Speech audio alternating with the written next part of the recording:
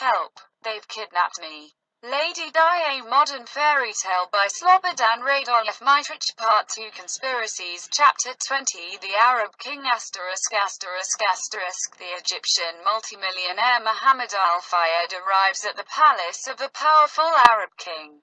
Two royal guards, armed to the teeth, frisk him and then direct him to the front door of the king's chamber.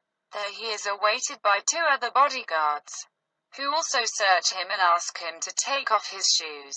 After establishing that he is unarmed, they let him pass through to the royal chamber.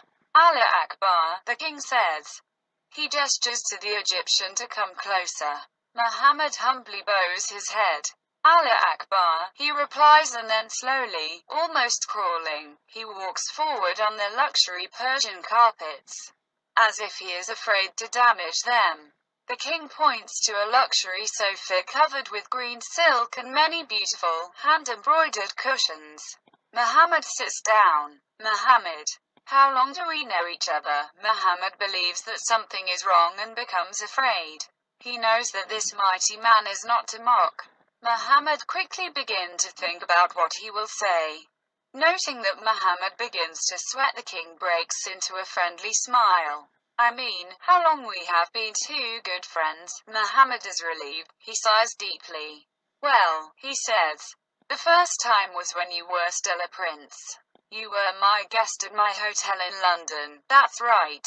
And you see, my dear friend, I have not forgotten the many times that you received me in divine manner. Many beautiful things we shared together, and you've never ever said anything bad about me. I appreciate that very much.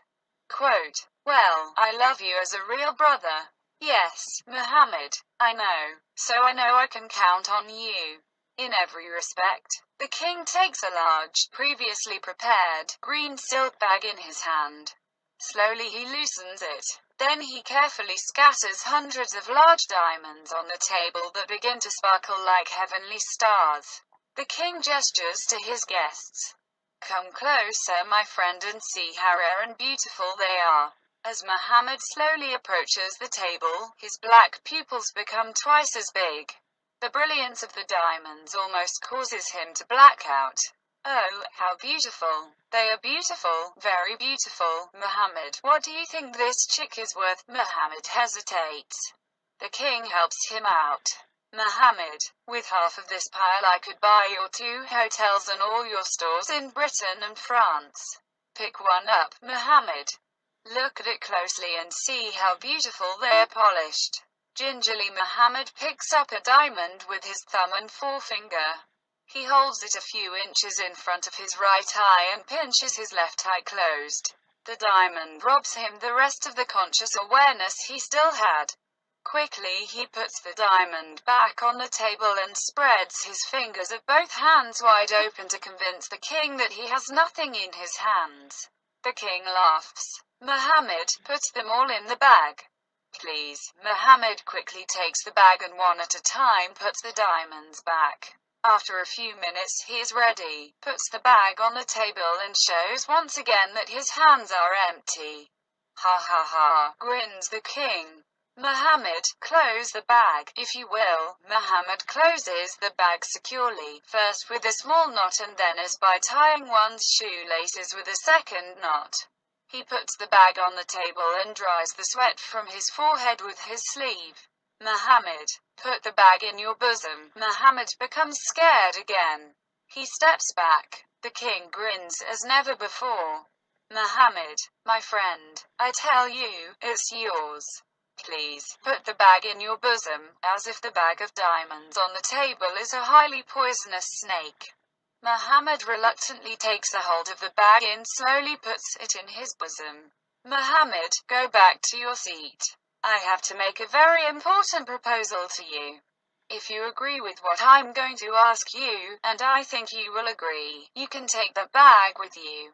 And if everything that I will propose to you will come out, then I will have help me Almighty Allah give you twice as much. Muhammad returns to his couch and sits down. The king comes forward and takes place beside him. He brings his broad hands around Muhammad's left ear and begins to whisper something. Muhammad nods and nods. After a while the king stands up, taps Muhammad a few times on his shoulder and goes back to his desk. He presses a button. The doors open and two big palace guards appear at the entrance. Humbly they bow. "Help my guest return safely to his private jet," orders the king. "Our best fighter jet should escort him to the coast of the British Isles. Should anything happen to him, may Allah prevent that. It will have been better for all of you to never have been born." The king stands up, approaches and embraces his guest as a true brother. Very pleased, Muhammad leaves the main chamber of the powerful Arab ruler. He forgets his shoes. Smiling, the king turns to his guards and points to Muhammad's shoes. Muhammad returns, puts his shoes on and gratefully bows again to the king. ****.